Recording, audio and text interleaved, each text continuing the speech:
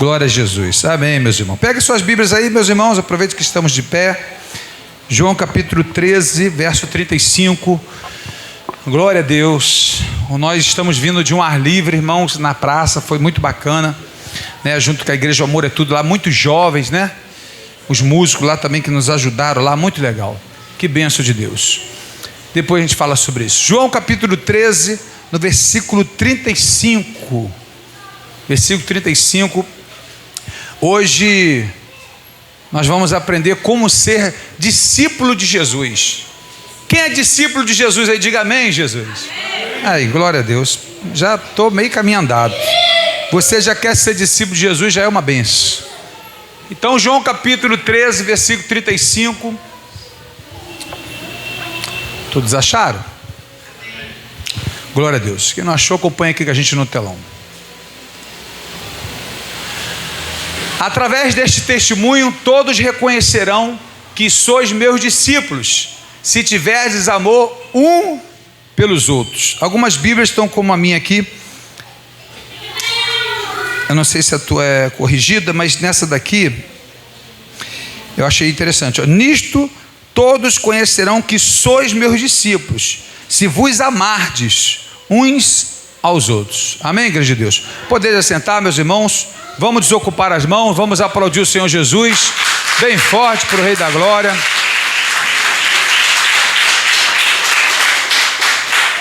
Glória a Deus. O outro dia eu trouxe uma mensagem, né, falando sobre o discípulo de Jesus, como não era fácil, né, andar com Jesus não era fácil. Jesus andava muito, literalmente andava, né, ele ia uma distância outra da Galileia para Cafarnaum, depois ia para outra cidade, e era uma distância mais ou menos 10 quilômetros, 15, né? Daqui para Nova Iguaçu para Caxias, isso tudo a pé, né? É bem distante, sol 40 graus aí, Palestina, aquela difícil, né? Só nessa passagem aí já era complicada, uma roupa só do corpo, vai pela fé. Quando fala o obreiro é digno do seu salário, é porque eles iam sem nada e ia recebendo no meio do caminho, o pessoal ia dando comida, né, dava oferta, né, e vai na fé em nome de Jesus. Ser discípulo não era fácil, mas hoje a coisa mudou um pouco, parece que ficou um pouco mais fácil para a gente. Você anda bem menos, você vai até de Uber, né? Que bacana, tem carro, glória a Deus, ônibus, maravilha. Mas amardes uns aos outros continua, né? Amardes uns aos outros, e nós só vamos ser reconhecido por discípulos de Jesus, parecido com eles, se nós tivermos as mesmas atitudes dele. Temos que ser parecido com ele, não pelo que temos, mas pelo que somos. Então as nossas atitudes, né, foi assim que reconheceram Pedro no meio de tantos judeus, né? Você é um deles porque você fala como ele, né? Você anda como ele, você tem um jeito dele, né? Pedro ali, e Pedro tentando se esconder, não tentando se revelar, mas o reconheceram pela sua atitude. E os dois mandamentos que nós sabemos, que está em Marcos capítulo 13, capítulo 12, verso 30, eu vou ler aqui, rapidinho para a gente entrar aqui, ó. Sobre os dois mandamentos, quando Jesus fala de amor, hoje eu quero falar mais sobre o amor. É simples assim, ó, como é que vai ser fácil a mensagem para você hoje? Nós vamos falar praticamente só sobre o amor, já que Jesus disse que nós vamos ser reconhecidos por seus discípulos quando amarmos uns aos outros e cumprirmos o mandamento que ninguém nasce amando. Amar é você que determina amar, é você que decide amar, não é? Não nasce ali, não é igual educação, não nasce educado, tem que educar. Ninguém nasce amando, você decide amar, né? Então quando uma pessoa diz assim: ah, pastor, eu não amo mais ele, eu não amo mais ela, na realidade é porque não ama mais, é porque não luta mais por esse amor. É por isso que vários casamentos foram restituídos, porque na realidade o trabalho que eu fiz com esses casais, esses vários casais, foi justamente voltar a lutar por esse amor. E aí ele aparece, por isso que nós vamos falar um pouco sobre ele aqui. E Jesus disse que todos os mandamentos, a lei e os profetas, vão resumir em dois, que está aqui, né, em Marcos capítulo 12, no versículo 30, e eu vou ler aqui. Nós já sabemos como é que é, mas eu vou ler aqui para ficar bem bacaninha. Pois ao Senhor teu Deus, amar o Senhor teu Deus de todo o teu coração, de toda a tua alma e de todo o teu entendimento. Não é amar de qualquer maneira não, tem que entender o que está fazendo, tem que amar de todo o coração e de todas as tuas forças. Esse é o primeiro mandamento. E o segundo, semelhante a esse. O segundo não é menor do que o primeiro. Amarás o teu próximo como a ti mesmo.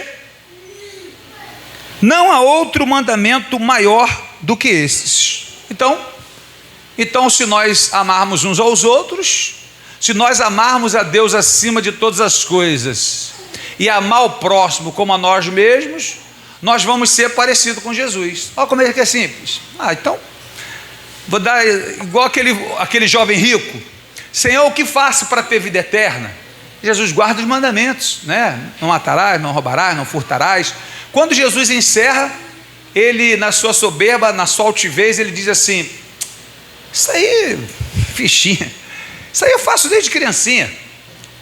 Aí ele catucou a gente errada, e Jesus disse assim: você quer ser perfeito? Foi ali que quebrou ele. Se ele ficasse quietinho, você quer ser perfeito? Então você deve amar a Deus acima de todas as coisas e amar o próximo como a ti mesmo, e você vai cumprir. Aí ele falou do dinheiro dele, para dar o dinheiro dele, e aí eu quero falar com você, ver com você o que é esse amor que a Bíblia está falando.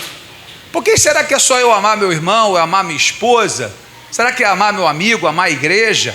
Primeiro eu tenho que definir o que é amor, e eu só vou ficar aqui só, não vou nem entrar em muitas coisas, no entendimento, na alma, no coração, né? Nós já falamos da alma, nós já falamos de um corpo que se divide em três, né? Um corpo, uma alma e um espírito.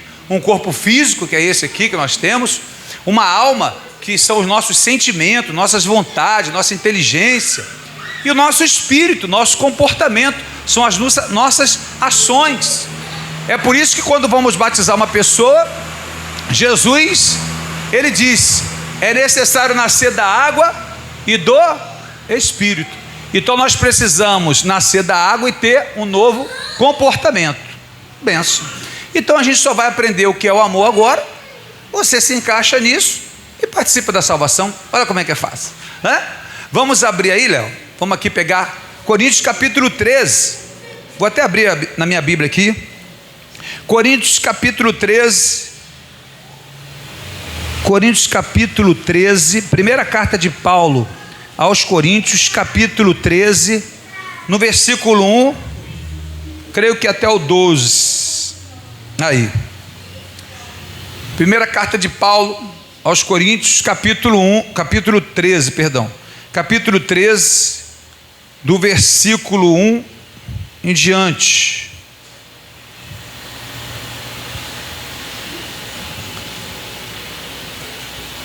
Bem, então vamos aprender aí o que é o amor. Olha o que Paulo escreveu sobre ele. E agora passo a vos mostrar um caminho ainda muito mais excelente. Ainda que eu falasse a língua dos homens, dos humanos e dos anjos, se não tivesse amor, seria como um sino que ressoa e como um prato que retine. Como fosse esse barulho aqui, ó. Sem amor seria só isso. Mesmo que falasse a língua dos anjos, dos homens, fosse um poliglota, falasse língua de Deus, mas sem amor seria como esse barulho aqui. Mesmo que eu possua o dom de profecia, então eu posso falar no nome do Senhor e até acontecer. E pode realmente ser uma profecia. Pastor, deixa eu falar uma coisa assim, para vocês entenderem. Quando faz uma profecia, ela se cumpre, é de Deus, né? Que pode ser de Deus, pode ser. O que não pode é ser o profeta ser de Deus e se cumprir. Não é interessante isso? Não foi o que Jesus ensinou a gente em Mateus capítulo 7, verso 22? Muitos me dirão naquele dia: Senhor, Senhor, em teu nome eu expulsei demônios, eu realizei maravilhas e profetizei. E aconteceu. E Jesus disse: apartai-vos de mim, nunca vos conheci, porque praticais a injustiça, a iniquidade. Iniquidade aí significa injustiça. Então o homem orava muito, buscava muito, muito religioso, ora muito, jejua muito, tem muitos milagres, tem muita maravilha, mas ele é injusto. E aí, seja com dinheiro, seja na ganância, seja oprimindo as pessoas, seja o que for, o que houver operação de injustiça, Deus não vai ser mais com ele, mas o dom está lá. Olha que coisa interessante. Então, quando Paulo fala, ainda que eu tivesse todas essas coisas e não tivesse amor, significa o seguinte, conselho duas pessoas aqui. Primeiro, a pessoa que tem os dons, ela pode ter e não ter amor, não fazer aquilo por amor. Tem gente que faz por dinheiro, tem gente que vai e expulsa demônio, que realiza milagre, faz maravilha, mas é só para ter dinheiro, é só para ter grana, é só para ter poderoso, é só para ser cheio de dinheiro, de fama, de glória. Olha o que Paulo escreveu aos Filipenses no capítulo 1, versículo 16 em diante. Muitos levam o evangelho por contenção para aumentar as aflições nas minhas prisões. O que me importa? Seja em mentira, seja em verdade, o que importa é que o nome de Jesus seja anunciado, isso eu me regozijo, e sempre me regozijarei. Então existia já desde aquela época pessoas que levavam o evangelho bem, pregava bem, tinha sinais e maravilhas, mas ele não era verdadeiro, porque a intenção dele não era ganhar almas, era ter dinheiro, era ter fama, era ter glória, era ter poder, e Deus deu a ele, em troca das vidas. Então, para que ele tenha dinheiro, para que ele tenha fama, que ele tenha glória, e vai ganhar multidões, dá fama, dá glória, dá dinheiro, e multidões de almas que se convertem de verdade. Então, o primeiro conselho aqui, o que Paulo está repreendendo, é para as pessoas que têm, que fazem, olha, mesmo que você profetize, mesmo que você expulse demônio, mesmo que você pregue bem, mesmo que realize milagres, faça grande maravilha, faça a língua dos anjos, dos homens, seja poliglota, mas se não houver amor, para nada serve isso. Isso é para o primeiro. E segundo, é a pessoa que vai buscar isso, a pessoa que já vai se dedicar à oração, à consagração, à busca ao Senhor. Paulo já está orientando os coríntios, se você for buscar com essa intenção aí, de se dar bem, de querer arrumar dinheiro em cima dos outros, isso não serve para nada não, hein? Você fique ciente disso. Então ele está dizendo aqui, ó, mesmo que eu possua o dom de profecia e conheça todos os mistérios, e toda a ciência, ainda tem uma fé capaz de mover montanhas, se não tiver amor, nada serei. 3. Mesmo que eu dê aos necessitados tudo que possui e entregue o meu próprio corpo para ser queimado, aí está falando da caridade.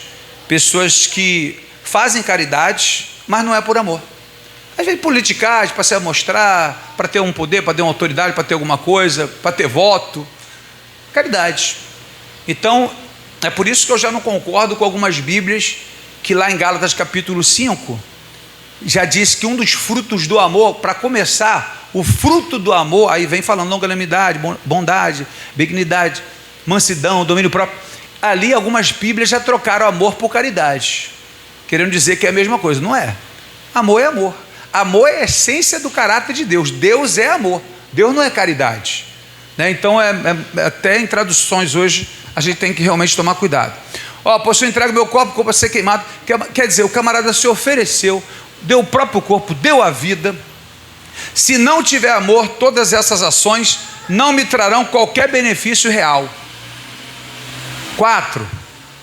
O amor é paciente, o amor é bondoso, não inveja, não vangloria, nem é arrogante, não se porta de maneira inconveniente. Então, algumas traduções aqui, eu deixei aqui da minha, a partir do versículo 4, e achei interessante aqui, ó. Deixa eu ler aqui, porque a minha já está um pouquinho diferente, ó. O amor é sofredor, né, versículo 4. Então eu vou falar um pouco sobre o amor. Lembra do texto que nós lemos: vocês serão reconhecidos por meus discípulos se vocês fizerem isso aqui que eu vou falar. A doutrina de Cristo, a doutrina isso aqui é doutrina, tá? Isso aqui é regra. Isso aqui nós temos que fazer. Se você vai conseguir, eu não sei. 100% sem falha ninguém vai ser. E eu já falei aqui, vou explicar novamente o que significa que está gravando, para muitas pessoas entenderem o que é graça. Você nunca vai chegar ao ponto de fazer algo que mereça ser salvo. Isso você não vai conseguir. Mas que Deus disse, sede perfeito porque eu sou perfeito, Ele está querendo dizer o seguinte: você vai dar um presente para o seu filho se ele tirar 10 em todas as matérias, português, matemática, física, tudo. Você sabe que ele não vai tirar, você sabe que ele não vai conseguir isso. Só que você vai ver seu filho que tirava 1, 2 ou 3, está tirando 8, está tirando 7, está tirando 9, ele melhorou muito, está se esforçando muito e tentando levar orgulho para você por amor. E quando ele não consegue, ele fala: pai, eu tentei de tudo e não consegui, e eu não mereço o que o Senhor me prometeu. Você deixa de dar o presente? Você deixa de dar? Isso é graça. Não merece, não conseguiu, não fez, mas por amor, por consideração, pelo incentivo, pelo esforço você vai fazer. Agora, o que é a reprovação de Deus? É você falar para o seu filho assim: tira 10 em tudo e eu vou te dar um negócio, eu vou te dar o iPhone. Ele fala assim: não vou tentar nada, sei que eu não vou conseguir mesmo, eu nem sei se o Senhor vai me dar. Isso é malcriação, servo mau. É aquele que enterrou o talento quando Jesus disse: deu 5 talentos para um, deu 3 para um, deu 1 para um, e aí o de 5 multiplicou, o outro multiplicou também. Quando chegou um, que Jesus foi cobrar dele, ele falou assim: eu enterrei porque eu sabia que o Senhor é muito duro, o Senhor cobra, o Senhor quer ceifar onde o Senhor nem plantou, o Senhor é muito zeloso, o Senhor é muito rigoroso, toma aqui de volta. Servo mau, não procurou melhorar droga nenhuma, você sabe que você não vai ser 100%, mas não vi esforço nenhum seu, então você vai ser condenado ao inferno. E é essa palavra de doutrina, e é isso que ele está falando para a gente. Não quer dizer que você vai conseguir isso aqui, mas lute para conseguir. Você não vai merecer, mas Deus vai te salvar. Pela graça sois salvos. Isso não vem de vós, é dom de Deus, é a graça se manifestando. Graça, diga graça. Graça, isso. Então, primeiro, o amor é sofredor. Então, em todos os aspectos, se for amor eros, amor de marido e mulher, sofre. Está doente, você fica doente, está com problema, você fica com problema. Se for de filho, se for de amigo, se for com Deus, tudo sofre. É teu filho, ele deu 4 horas da manhã, não chegou, não manda notícia, você fica preocupado. Se você não amasse, você não quer nem saber. Se morreu, enterra. Se não foi, vai embora, porque não ama, porque não tem consideração. Quando ama, sofre. E quando se fala de Deus, mais ainda, porque na obra vai sofrer. Na obra vai sofrer. Muitas vezes você vai ficar sozinho. Muitas vezes Deus vai permitir você ficar sozinho e Ele não vai falar contigo. Em Isaías, no capítulo 59, no verso 1, a Bíblia diz: as mãos do Senhor não estão encolhidas para que não possa salvar, e nem os seus ouvidos agravados para que não possa ouvir. Guarde uma coisa aqui, preste atenção. Quando você tem preguiça de falar, ou quem acorda de manhã, ou como eu, que às vezes penso em muita coisa, daqui a pouco eu fico tão sobrecarregado que eu fico com preguiça de falar. Mas é impossível não ouvir. Você pode até acordar, a pessoa falar contigo, você não querer falar, mas é impossível você não ouvir. Assim é Deus. Deus pode até não falar contigo, mas é impossível que Ele não esteja te ouvindo. Impossível. A Bíblia diz, em Apocalipse capítulo 5, verso 8, que todas as nossas orações são colocadas numa salva de ouro, uma espécie de bandeja, e elas são levadas pelos 24 anciãos diante de Deus, para que no momento certo você seja atendido, no tempo dele. Lembra de Pedro falando em Pedro 5,6? Humilhai, pois, diante de Deus, e no momento certo Ele vos exaltará, lançando para Ele toda a vossa ansiedade, porque Ele tem cuidado de vós. Então espera no Senhor. Tem coisas que Deus às vezes permite acontecer com você, para você exercer sua fé. Quando você não tem mais saída, você só tem que olhar para o alto, que é o famoso fundo do poço. O fundo do poço não tem mais nada no chão, só tem o chão. O lado só tem parede. A única saída é para o alto. Então, quando a Bíblia diz, em Lucas capítulo 6, verso 20, bem-aventurados os pobres, porque deles é o reino de Deus, não está falando pobre só de espírito ali não, de necessitado. Os mais crentes no mundo inteiro são os países mais pobres. Os países mais ricos não querem nada com Deus, porque o pobre, tudo ele é Deus. Se ele está doente, vai para Deus, que não tem um plano de saúde bom, vai para a oração. Se ele não tem o que comer, ele vai para a oração para providenciar. Ele está desempregado, ele vai para a oração. Tudo dele é oração, tudo é oração. O crente, o rico, tudo é recurso. Estou me sentindo mal, eu ligo para o médico. Se eu estou querendo comer alguma coisa boa, eu ligo, faço um telefone e vem a comida aqui na minha boca, mole. Quando se tem recurso, tudo é mais fácil para você. Quando as coisas vão ficando difíceis, você exerce mais sua fé. Ontem aconteceu aquele mistério da chuva de novo aqui com a gente. Você já conhece o mistério da chuva aqui com a gente, né? Quando eu marquei um mês atrás, dia 24, vai ter o culto de rua lá na praça. Ontem, né? 24 ontem? 24 mesmo? Está gravando para não errar aqui. Marcamos tem um mês. Quando chegou segunda-feira, eles me ligaram. Falaram, pastor, deu chuva para a semana toda até segunda-feira. Dessa segunda até a outra segunda. Choveu segunda, choveu terça, choveu quarta, choveu quinta. Falei, irmão, eu separei caixa de som, nós preparando aquele morro lá, é na praça, um montão de jovens, está tudo preparado. Irmão, eu vou falar com vocês, no sábado eu vou falar com Deus, para Deus parar essa chuva aí. Aí eles ficaram ainda meio com medo, não conhecem da gente, né, o mistério da chuva. Aí eu falei assim, vocês estão com medo, não estão? Não, pastor, porque a meteorologia está chovendo todo dia. Eu falei, irmão, falei para o Zeca, olha só, vamos fazer o seguinte, quando chegar sábado, não vai chover nem de manhã, nem à tarde, nem quando a gente for para lá, que aí você monta tudo, você fica tranquilo, tá bom assim, Zeca? Se for assim, tá bom, pastor. Amanheceu sol, lá em casa deu sol, não sei onde foi na tua casa, mas dia 24 deu sol, de tarde também não choveu, a gente foi para lá e montou tudo. Aí montamos debaixo do negócio lá, cheio de cobertura, e ficamos lá a noite toda. Meu irmão, quando estava perto de acabar, aí começou a chover. Aí eu falei, Deus, será que eu pedi metade? Pedi mais ou menos? Mas a gente estava embaixo da cobertura, e ali todo mundo ouvindo. Aí foi melhor, né? Porque todo mundo teve que ir para as barracas, e aí teve que parar tudo, né? Todo mundo conversava, teve que todo mundo ficar ouvindo. Maravilhoso ontem. Mas por quê? Porque eu fiquei meio que sem saída. Não é uma coisa assim que eu estou ali, que nós vamos orar para se amostrar, para acontecer. Nem vai acontecer isso. Porque Deus não tem essa preocupação de mostrar glória para ninguém, não. Deus gosta de se revelar muito aos seus. Por isso que o reino de Deus é algo interno. O mundo não entende, não. Você entende, presta atenção aqui.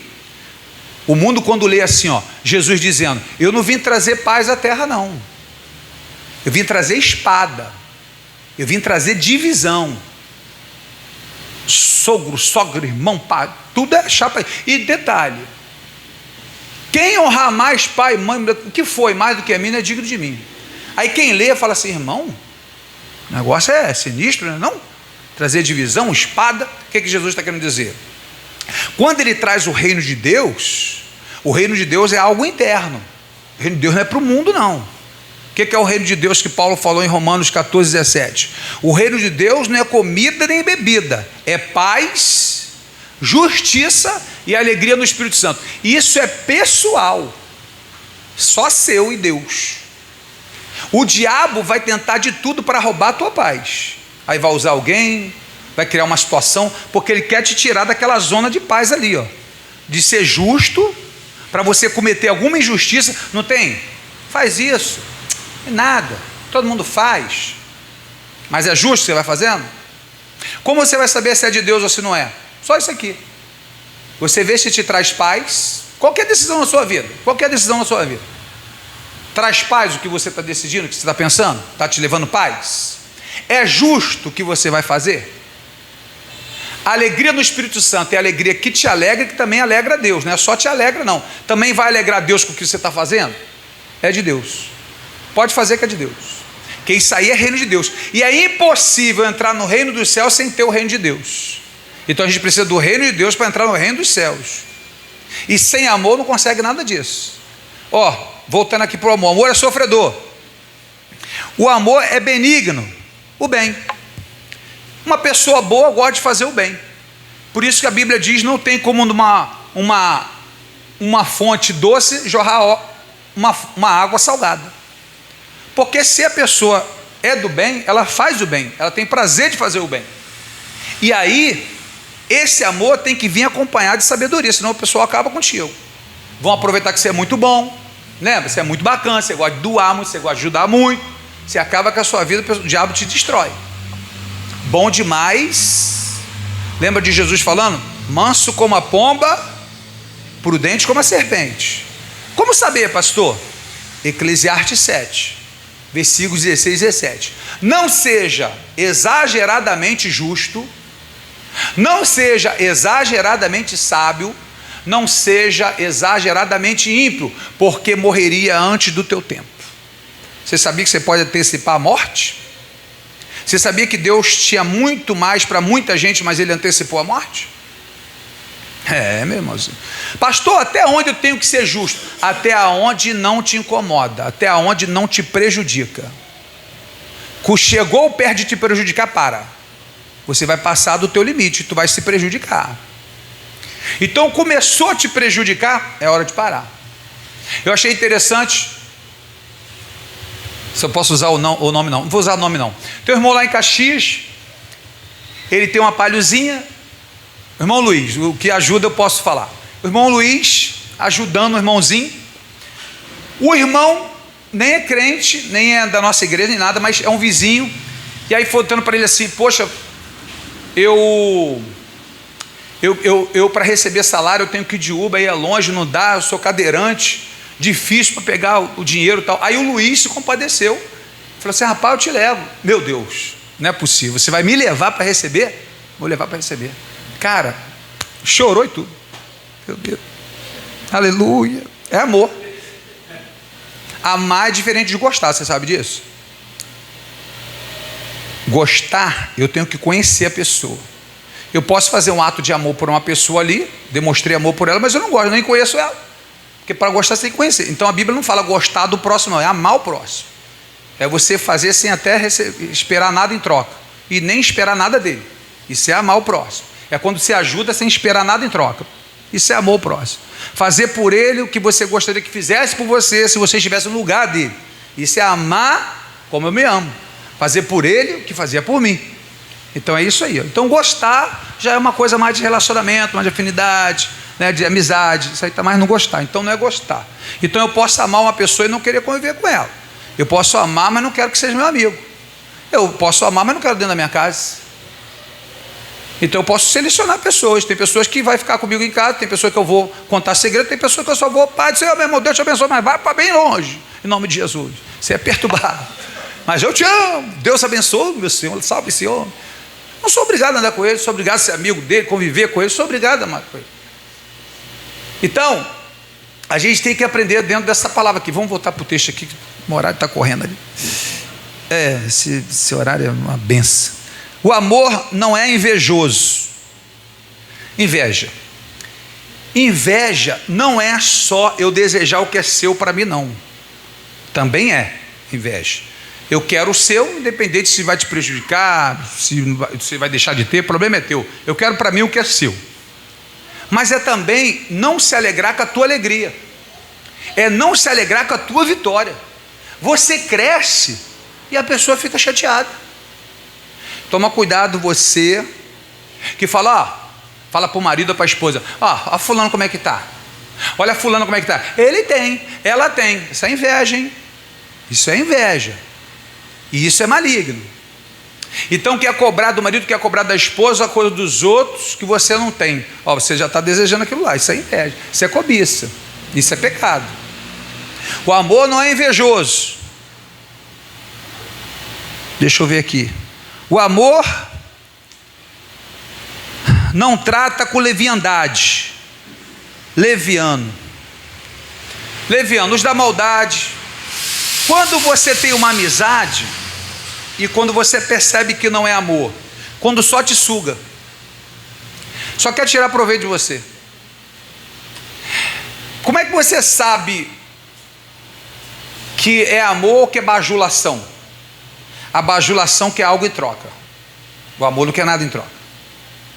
O amor não busca o seu próprio interesse, e sim pelo outro. A tua felicidade é minha felicidade.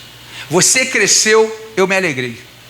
Mas a bajulação que te elogia, que te parica muito, é porque quer algo em troca. E isso é leviandade. E não é um amor verdadeiro. E isso tanto serve para amizade, como para Deus, como para relacionamento. Que ele está falando justamente aqui o que é o amor. Não é isso que eu estou falando. Vocês têm que agir ao contrário disso. Porque a gente não pode ser leviano com Deus. Servir a Deus só porque Ele vai me dar alguma coisa. Eu vou servir a Deus porque Deus vai me curar, porque Deus vai me... E se Ele não curar? Porque vai te dar um emprego. E se não der um emprego? E se não acontecer?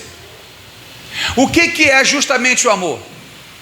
É eu amar independente de ser amado. Eu amo a Deus, eu adoro a Deus, não pelo que Ele vai me conceder, mas pelo que Ele é. Não é gostar de Deus, ser apaixonado por Deus, é amar a Deus. Porque a paixão também é momentânea. A paixão, você tem uma ideia o que é uma paixão, o que é um amor? Paixão é explosão.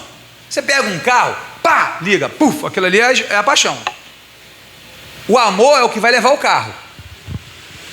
Se não andar, fica só ali, é só paixão. Paixão é aquela coisa que fica assim, ó, tá com dinheiro, tá com saúde, estamos bem, estou apaixonado. Aleluia, amo, oh, meu, pensa até que é amor. Com dinheiro, com saúde, viajando, meu filho, até eu amo. Oh, glória, amo essa mulher, meu Deus do céu. 147 anos, mas eu amo essa mulher. Porque, coração. Já viu uma menina com 20 amando um rapaz de 90? Um jovem senhor de 90? Amor puro. Aquilo ali é...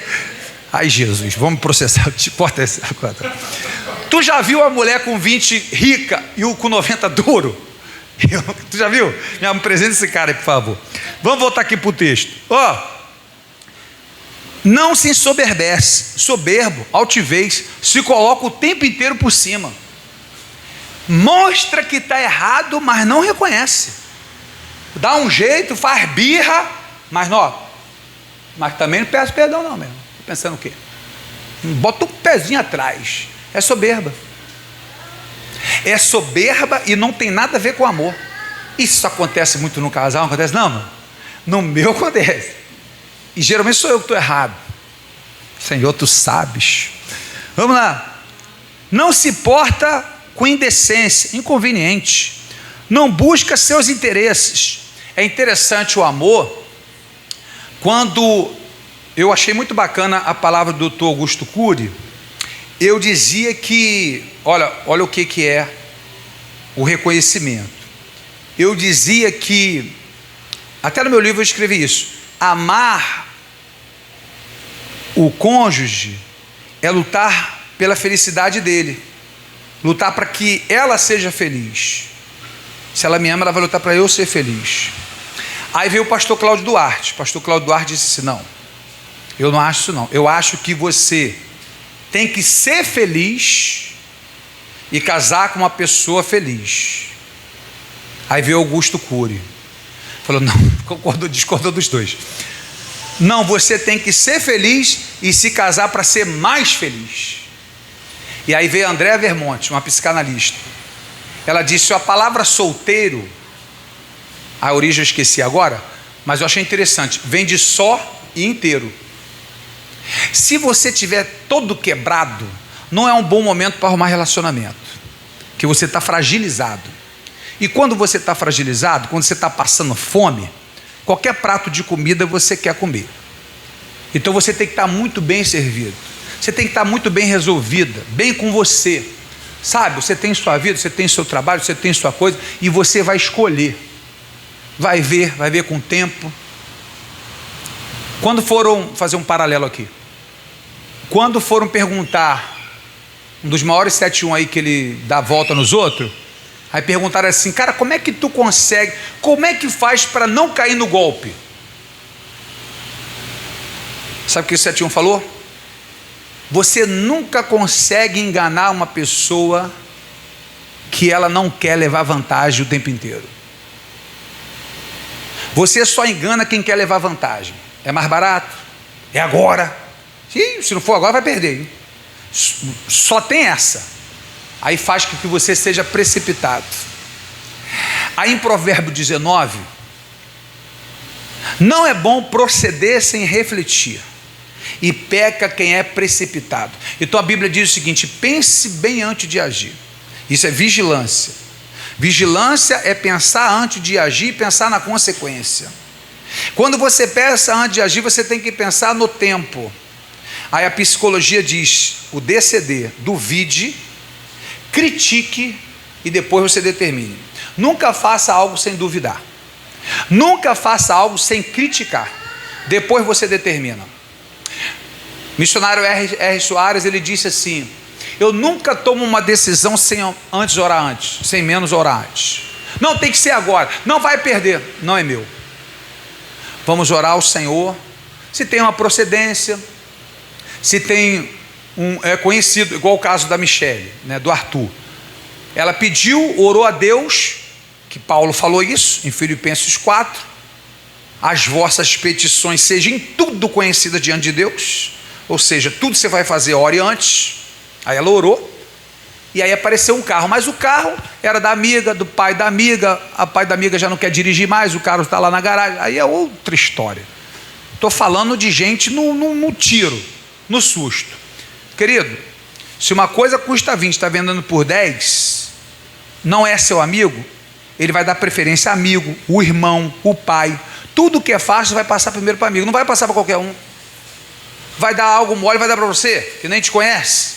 Então é por isso que a maioria caiu nos golpes. Por que caiu no golpe? Porque é 5, está por 3.500. Porque é 10, mas está por 5. É sempre levar uma vantagem. É sempre levar alguma coisa. E aí cai na imprudência.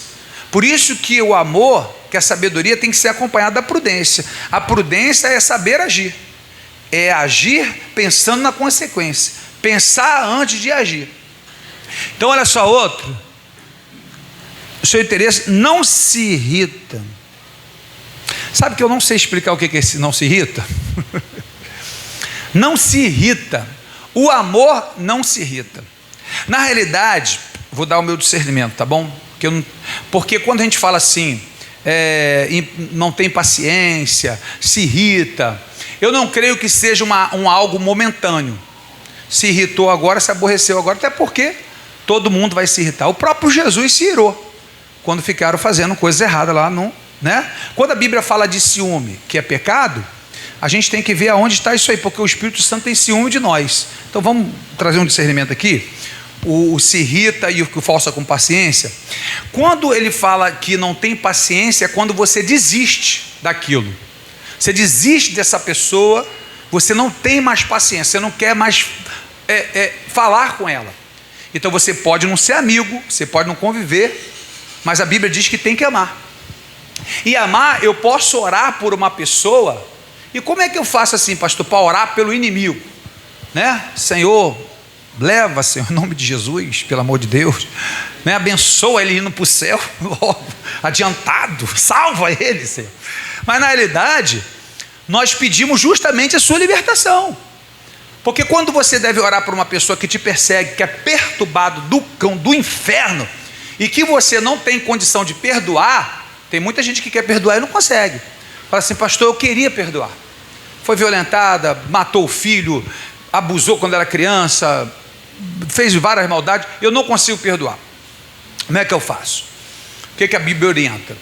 A Bíblia diz que a luta não é contra carne e sangue. Eu não tenho luta, eu não tenho problema, ódio contra pessoas. Eu tenho contra potestades, hortes, príncipes e principados. Então o que Paulo está querendo está nos orientando é o seguinte: quando você quiser perdoar alguma pessoa, bota a culpa no Satanás. Foi o diabo que criou aquela situação, foi o diabo que usou ele, foi o diabo que usou ela, foi o diabo que foi para destruir minha família, foi o diabo que tentou me traumatizar. Que o passado não é para se viver, passado é para aprender. Se Deus permitiu lá, aconteceu, infelizmente talvez você fale assim, por que comigo? E por que não contigo? Eu devolvo a pergunta para você, por que eu e por que não eu? Porque tem que ser alguém, alguém tem que ser referência, alguém tem que contar testemunho, alguém Deus vai escolher para ser forte. E quando Deus escolhe é para ser referência. Deus tem um plano de salvação e de amor para todos, mas o homem escolheu o caminho errado. Quem trouxe o pecado, a maldade, não foi Deus não, irmão. Quando as pessoas chegarem para você e falar assim, poxa, mas dá tanta maldade, tanta coisa ruim, tanta morte, tanta criança doente, tanta coisa, onde está Deus? É onde justamente está Deus, porque é isso aí que a gente merecia, é isso aí que o homem procurou, é isso aí que o homem faz. Deus amou o mundo de tal maneira, para justamente tirar o homem disso, para levar para a vida eterna. O plano de salvação de Deus é justamente para tirar do que o homem fez. Quem trouxe o pecado para o mundo? Foi Adão. Foi Deus que trouxe o pecado para o mundo. A Bíblia diz em João capítulo 1, verso 29, eis o Cordeiro de Deus que tira o pecado do mundo. É justamente ao contrário. É como se fosse isso aqui, ó. Você cria teu filho, tu dá educação, tu dá amor, tu dá carinho, tu dá estudo, tu rala, tu faz tudo por ele. Virou bandido. Miserável. Virou bandido, virou isso. Aí está preso. É certo as pessoas disserem, aonde está o pai desse garoto? É certo botar a culpa no pai? O pai que deu amor, que deu carinho, que ficou com ele, que lutou por ele, fez tudo por ele. Mas o homem faz escolhas, filho. Deus tem um plano de salvação. A Bíblia diz em Timóteo 2,4 que Deus gostaria que toda a humanidade fosse salva. Esse é o plano de Deus. Mas o homem entrou pelo caminho errado. Em Deuteronômio, no capítulo 30, no verso 19, Deus disse, hoje eu tomo céus e terra por testemunha diante de vós, que coloquei os dois caminhos, a bênção e a maldição, a vida e a morte, e eu te aconselho que tu sigas o caminho da vida, para que viva tu e toda a tua descendência. Deus tem um plano de salvação para todos nós. Se nós estivermos encaixados no plano dele, se nós seguirmos a tua palavra, o final é de vitória, o final é de bênção. A Bíblia diz em Eclesiastes 7,8, melhor o fim das coisas do que o começo dela, e geralmente a nossa vitória está no final. E vai piorar a tua vida agora. Geralmente Deus não revela o processo, só revela o propósito. Você vai chegar, como? Ele fica quieto, não fala. Você sonha alguma coisa e Deus não fala nem como vai chegar lá. Porque se Deus fosse revelar, José, tu vai ser grande, mas tu vai tomar chicotada, teus irmãos vão te arrebentar, vão te trair, tu vai entrar na casa de Potifar, no chicote, na prisão. Jesus, afasta de mim esse cálice, pelo amor de Deus. Não querer viver. Às vezes Deus deixa a gente em situações como o povo de Israel passando pelo mar vermelho. Mar vermelho, né? Se Deus trouxesse o povo, eu conheço o povo, conheço vocês, sei como é que é. Se Moisés, Deus não endurece o coração de Faraó para dar demonstração do poder, porque a intenção foi essa. Você vai falar com ele, ele não vai deixar, porque eu vou demonstrar meu poder e todo mundo vai ver. E aí eles vão passar a crer mais, que eles nunca viram, o povo gosta muito de ver. Então eu vou manifestar meu poder lá e vão ver. Quando chegar na 10ª lá que eu matar os filhos, ele vai liberar. Quando eles estavam indo embora, que eles chegam diante do mar, irmão, eu tenho certeza, povo é povo. Se está bem, se Faraó está lá, gente, para que vocês vão embora? O Egito está aqui, ó, com comida, prometo até nem dar mais chicotada. Vão ficar aqui todo mundo bem, porque vocês vão embora mesmo para a terra de vocês? Poxa vida, irmão. Quando chegar diante do mar, quem garante que você não vai fechar? Quando eu entrar aí, essa água vai fechar aí. Outra coisa, ficar só comendo pão com água não está dando certo não. No Egito sei não. Um monte ia murmurar, um não ia passar, ia ser um inferno. Sabe o que fez com que eles fossem à frente? É porque está vindo Faraó e não é para levar de volta não, é para matar. Se tu estiver aqui, ele vai te matar. Ou você vai, ou você vai morrer. E aí, meu irmãozinho, é tirar o filhote da águia, do ninho. É a águia tirando o filhote do ninho. A águia percebe que o filhote dá para voar e não quer voar, ela tira, só deixa espinho. Aí ele não consegue deitar mais ali, ó. E quando um bacaninha quer ficar mesmo no meio de um espinho, a águia empurra. E dá não, irmãozinho. Está no tempo de voar. E aí dá teu jeito aí. E quando ele cai lá, que ele está desesperado, tu vê a casa do passarinho igual um doido, né? Mamãe está doida, aí ela mergulha, aí pega ele de novo, aí tu vê a cara da águiazinha, meu Deus, aleluia, que livramento. Ela leva mais alto e solta de novo. Você tem que voar, filho. Você tem que voar. E aí ele voa. Tu já viu a águia voar em bando? Vai ver a sua vida, filho. Vai voar. Tem coisas grandes que te esperam. Deus não te criou para ficar comendo minhoca, não. Deus não ficou para ficar como galinha, não. O tempo inteiro só ciscando no chão, não. É coisa grande. E aí Deus permite algumas coisas na sua vida. A sua vida, quando vem o sofrimento, quando vem a luta, quando vem o problema, é o maior momento de demonstrar amor. Porque o amor tudo sofre. O amor tudo suporta. O amor espera. Não se comporta com leviandade. Não busca o seu próprio interesse. Não é soberbo. Não tem altivez. E olha, o amor não folga com a injustiça, só folga com a verdade. Tudo sofre, tudo crê, tudo espera, tudo suporta. Isso é o amor. Então o amor é justamente os momentos das dificuldades. Você vai demonstrar, você vai dar a sua maior demonstração de amor a Deus, vai ser nos seus momentos difíceis. Não são os seus momentos de glória, são os seus momentos de luta, são os seus momentos de dificuldade. São esses momentos, a hora da doença, a hora do desemprego, a hora do problema, é um cuidar do outro, é nós lutarmos por outro e ficarmos com Cristo em qualquer situação. Paulo, na segunda carta de Timóteo, ele morreu pobre, sozinho, com frio, abandonado, decapitado. Ali ele até o presente momento, ele estava se sentindo completamente sozinho, mas ele escreve assim: mas eu combati o bom combate, eu terminei minha carreira, eu guardei a fé. Paulo, ele está tendo a visão que tudo que pede do amor, ele passou. Tudo que o amor exige, ele estava cumprindo. E aí, eu quero encerrar essa mensagem com esses tópicos finais aqui para você. Rapidinho. Quem quer ser parecido com Jesus, tem que amar. E não é uma escolha não, tá, querido? Se você quiser entrar no céu, saiba que você é obrigado a amar.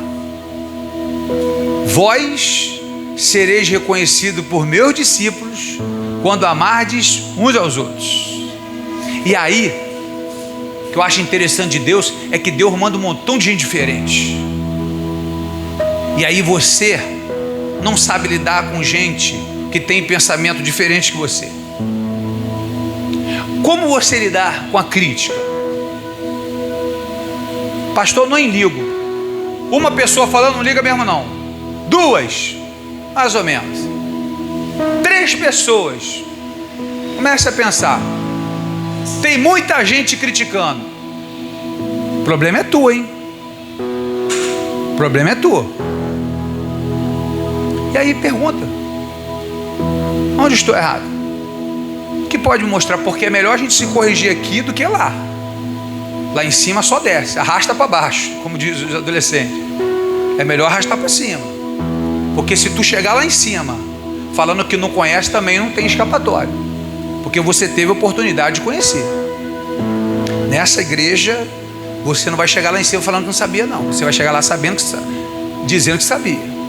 Porque essa igreja não é só a placa que eu coloco que é uma igreja de palavra, não. Essa igreja vai ter palavra.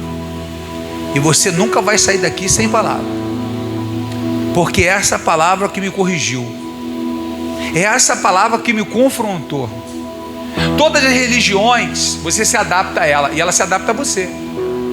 Está no lugar, pode continuar fumando, pode continuar bebendo, pode continuar tendo amante, pode continuar tendo tudo. Quando você se depara com Cristo, negativo. Aquele que não renunciar a si mesmo por amor de mim, não é digno de mim. Pastor, Deus me entende, mas não aceita. Ele chama todos os pecadores. E ninguém vai alcançar a perfeição. E talvez eu seja um dos maiores pecadores no altar. Porque pregar não é difícil não. Deus me deu essa graça, dessa inteligência interpessoal, sabe se expressar bem com o povo, gosto disso, amo fazer isso, tenho prazer de fazer isso, mas não é difícil não. Mas praticar o que a gente prega é difícil, e vai ter que ter renúncia, e vai ter que ter luta, e não é só de palavra não, vai ter que ter atitude. Você geralmente, eu fico com a psicanalista, não foi Ana Beatriz, foi a Andréa Bermonte, ela disse o seguinte: você geralmente conhece uma pessoa não pelas suas ações, mas pelas suas reações, porque na ação ela pode fantasiar, ela sabe de onde vem a palavra hipocrisia, hipócrita é aquela máscara, que bota na frente assim, está rindo, e por atrás está com cara de raiva, aí você bota outra máscara, aquela é hipocrisia. Todo hipócrita é um artista, mas nem todo artista é um hipócrita, mas todo hipócrita é um artista. Ele sabe interpretar, ele sabe que você gosta, ele sabe que você quer. Todo 71 é bom de papo, todo estelionatário é bom de papo, todo mercenário é bom pregador. Senão ele não é mercenário, ele vai arrancar o que se ele não é bom pregador? Ele tem que falar bem, ele tem que ser eloquente. Olha Hitler, era eloquente, oratória boa, mas usou para o mal. Mas qual era a reação de Hitler?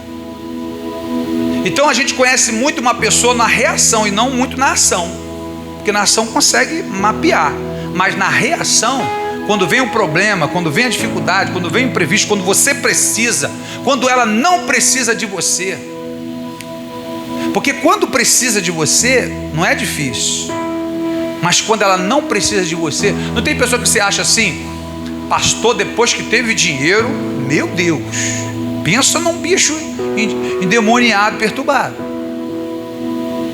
mudou.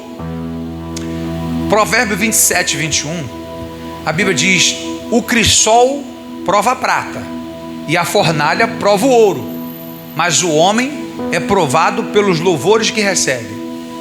É o que o mundo diz: quer conhecer um homem, dá poder a ele? É essa frase aí. Na realidade, ele não mudou nada, ele só se revelou quem é, porque você é aquilo ali. Se você tiver dinheiro, você vai ser essa mesma pessoa aí, só que você vai deixar bem claro tudo que você pensa agora. Sabe aquele patrão, aquele cara que não atura e tu tem que aturar? Sabe aquele colega que é um calo de sapato, tá doido de falar a verdade, você precisa dele? É quando você não precisar dele é que você vai ser a real. Aí você é aquilo ali, ó. Isso ali você é. Então está muito na sua reação. Como você reage quando os problemas chegam sobre a tua vida? Como você reage quando Deus não te responde? Como você reage e você está pedindo e Deus não fala nada? Deus trabalha também no silêncio. Entenda, Ele pode até não falar, mas Ele nunca vai deixar de ver e de ouvir. E no momento certo Ele vai te responder. E se você for sincero, se você for fiel, a resposta vai ser de glória, a resposta vai ser de exaltação. Deus tem o maior prazer em te honrar. Deus tem o maior prazer que o nome dele seja glorificado na sua vida, porque você é filho. Você veio adorar, você está aqui prestando culto, você está aqui prestando um culto racional. O que Paulo falou em Romanos capítulo 12, verso 1: rogo-vos, irmãos, suplico, irmão, imploro, que apresentei os vossos corpos em sacrifício vivo, santo, agradável a Deus, que é o vosso culto racional. E não vos conformeis com esse mundo, mas antes transformai-vos pela renovação da vossa mente, para que experimenteis qual seja a boa, agradável e perfeita vontade de Deus. Quando a gente entende que a obediência de Deus gera bênção, gera vitória, o adorador, ele buscou obedecer, porque todos que obedecem são honrados. Todos que obedecem, Deus honrou. E Deus jamais deixará cair uma palavra sua.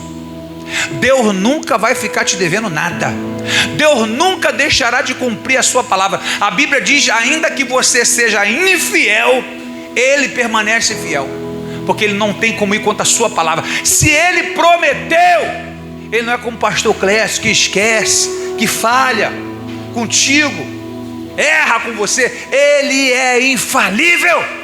E se Deus fez uma promessa, seja do teu esposo, seja do filho, seja do emprego, seja do teu sonho, seja do projeto, Ele no momento certo vai cumprir, para a glória do seu nome, no nome santo do Senhor Jesus Cristo. Para sermos perdoados, temos que perdoar. Perdão. Eu já falei aqui, bota a culpa no diabo, meu irmão. Bota a culpa no Satanás. Acabou. Não tenho nada contra aquela pessoa, não preciso conviver com ela, não preciso ser amigo dela, não preciso viver o tempo inteiro com ela, vai ver a vida dela, está aqui, glória a Deus, isso não me faz mais mal nenhum. Foi o Satanás, só que eu já vi que Satanás tem brecha ali, então não vou dar brecha de novo. Joga para o Satanás. Pastor, mas nem tudo é o diabo. Tu é advogado do diabo? Vai ficar defendendo o diabo aqui agora? Não é não? O cara é advogado do Satanás, meu irmão. É ele mesmo, tudo ruim, praga ele. Se não existisse o diabo, ia ter maldade aqui, ia ter, no céu vai ter alguma coisa errada? Porque ele não está lá. Porque quando tinha, ele criou mó B.O. lá. Queria dar golpe de Estado, né? Como diz aí os irmãozinhos lá. Bicho ruim. Tudo de ruim é ele. Se ele não existisse aqui, não ia ter maldade. A luta não é contra. Eu também não sou advogado do Satanás. Tudo de ruim é praga ele mesmo. Bota a culpa nele, pronto, acabou. E aí tu perdoa. Acabou. A maior demonstração de amor de Deus para conosco foi a entrega da sua vida na cruz do Calvário pela nossa vida. A maior demonstração de Deus para conosco, para com a tua vida, foi que Ele deu a sua vida, a vida dele pela sua. E qual é a sua maior demonstração de amor para com Deus? É você dar a sua vida para Ele. Quando nós entregamos a nossa vida para Jesus, é a maior demonstração de amor que se possa existir. Não é a quantidade da sua oferta, não é a quantidade dos seus bens, não é a quantidade de tempo que você está na igreja, não é se você ora muito ou pouco, é como você se entrega para Ele. É dizer, a minha vida é do Senhor, a minha vida pertence ao Senhor, e eu vou procurar, Senhor, lutar com todas as minhas forças para que eu cumpra esta palavra, porque vós serei reconhecido por meus discípulos quando amardes uns aos outros. Diga para o teu irmão, eu te amo, meu irmão. Fala, eu te amo, meu irmão. Cadê o ministério de louvor aqui, meu irmão? Em nome de Jesus. Vamos ficar de pé, igreja de Deus. Vamos aplaudir o Senhor Jesus, igreja de Deus. Dá glória a Deus, igreja. Aleluia. Deus abençoe, meu irmão. Em nome de Jesus. A maior demonstração de amor é dar a nossa vida para o nosso Deus. E aí dar a nossa vida, eu entrego a minha vida para o Senhor. Não é só de boca não, filha, é com atitude. Mude hoje. E aqui a gente não está para ficar pegando aqui 4 paredes, palavra bonitinha, bacana, para tu sair daqui, dar de religioso não, hein? Vive isso aqui. Porque a Bíblia diz no livro de Tiago, se você é ouvinte da palavra e não é praticante, aí é como um homem que se contempla no espelho. Olha ali, não lembra mais do que viu. Então você tem que sair daqui praticando o que você ouviu. Você tem que sair daqui praticando isso, dizendo realmente é isso que eu quero para a minha vida, e buscar o que é amor. Não se comporta mal, não é leviano, não busca o seu próprio interesse. O amor é sofredor. Aí você não quer sofrer nada, não quer sofrer pela esposa, não quer sofrer pelo marido, não quer sofrer pela obra, não quer sofrer por nada, e aí só quer se dar bem o tempo inteiro. Onde está a demonstração de amor nisso? Demonstração de amor é justamente no sofrimento, na luta, na peleja, é na alegria, na tristeza, em qualquer situação nós adoramos o Senhor. Amém, igreja de Deus?